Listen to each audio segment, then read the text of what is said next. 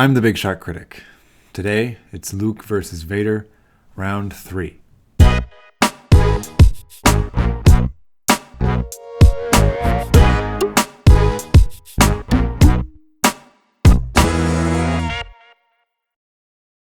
Star Wars Episode 6, Return of the Jedi, was directed by Richard Marquand and written by Lawrence Kasdan and George Lucas, from a story by George Lucas.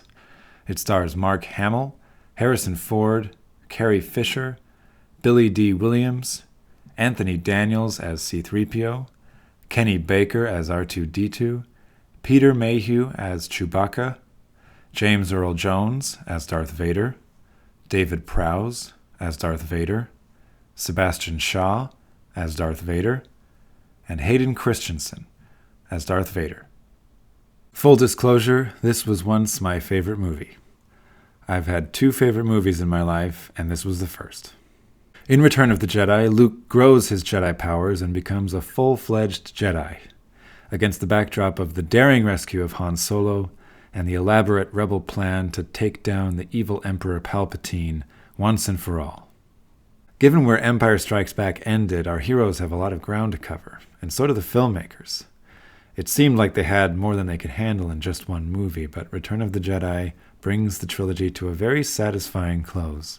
The most remarkable thing about Episode 6 is the relationship between Luke Skywalker and Darth Vader, and what it represents. On the one hand, Luke represents the Rebel Alliance, and Vader represents the Empire. They're both symbols, not only to the audience, but to the characters within the story as well. On the other hand, Luke represents every son in the audience, and Vader represents every father, or even every child and every parent. And here is where the hero's journey becomes our own.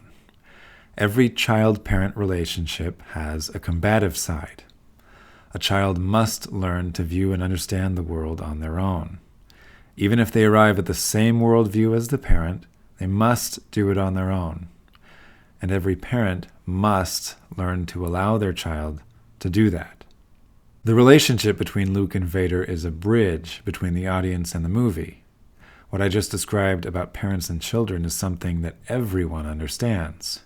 And tapping into that fundamental understanding is why Return of the Jedi is so effective. George Lucas is a smart man. For me, Return of the Jedi has always been the gold standard of thrills. The third act is still maybe my favorite of any movie.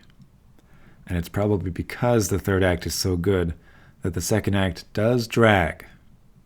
This is hard for me to say. I don't want this movie to have problems.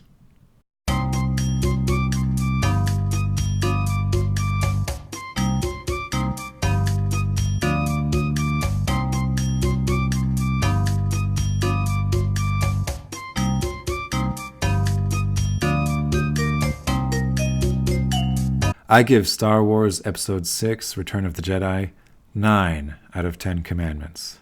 It kept the 5th one. Thou shalt not cut corners. With the rating of Return of the Jedi, George ekes out a wider lead with 8, while Gene remains at 7.5. Thank you so much for watching, everyone. Be sure to like and subscribe, and click the bell icon so you know when my The Princess Bride review arrives. Just in time for Valentine's Day. And thank you to my friend Dallin for recommending that.